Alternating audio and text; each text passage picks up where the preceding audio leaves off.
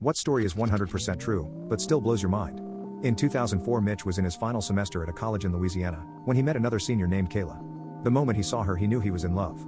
After graduation, the pair stayed in Louisiana and moved in together while they got their careers off the ground. He was completely infatuated with her. 2 years later, the pair got married, and shortly after, Kayla got pregnant. By the time their daughter was born, Mitch was making so much money that Kayla became a stay-at-home mom full-time. By the time their daughter was 2 years old, they had their son. Mitch was a complete family man and his life was perfect. A few months after his son's birth, Mitch was lounging in the TV room when something strange caught his eye. He noticed that the red lamp in the corner of the room was looking blurry. He rubbed his eyes and looked around the room, but nothing else was blurry. When he focused back onto the lamp, he noticed that the lamp was still distorted. Even after turning the TV off and walking over to the lamp, it was still blurry. He didn't have bad eyesight and was completely confused. He thought that it must have been an anomaly, so he turned back to the family room and turned the TV back on. However, no matter how hard he tried, the distorted lamp was in his peripheral vision the whole time. It bothered him to the point that he turned the TV back off and went to investigate the lamp once more. This time, he noticed that the lamp was not only blurry, but it was now upside down. Now he was genuinely concerned that there was something wrong with him. Nothing else in the entire room was blurry or upside down. A few minutes later, his wife and kids get home, and he decides to not tell his family about it. He is determined to figure it out himself.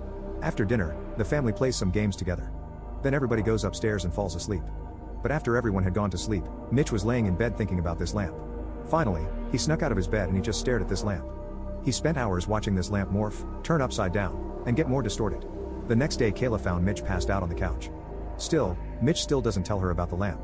Kayla asked what was going on, and he told her that he wasn't feeling well, and was not going to go to work that day. But Mitch didn't go to work for 3 more days. He just sat on the couch, fixated on the lamp.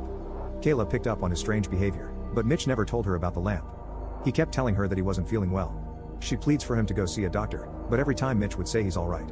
As this lamp became larger and more distorted, Mitch became unable to respond to his wife. He became totally unresponsive, so Kayla decided to call a doctor to figure out what was going on. While she's on the phone, Mitch notices that the lamp is growing exponentially. It grew to the size of the room itself, and all he could see was the color red. Then, Mitch starts to notice voices and screams coming from somewhere in the distance. He feels this blinding pain in his head. He opens his eyes and sees that he's laying on the sidewalk across from a building at his college with a crowd of people staring at him.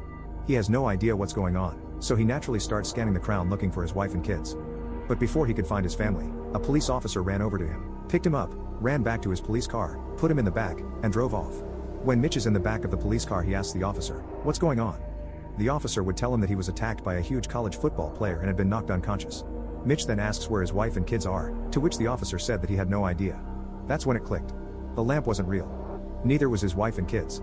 It was all a hallucination while he was unconscious. He had experienced 10 years of his life in just a few moments. Mitch was taken to the hospital where he would make a full physical recovery. Unfortunately, after he was released, he was horribly depressed and had to get intense therapy to grieve for the family that didn't exist.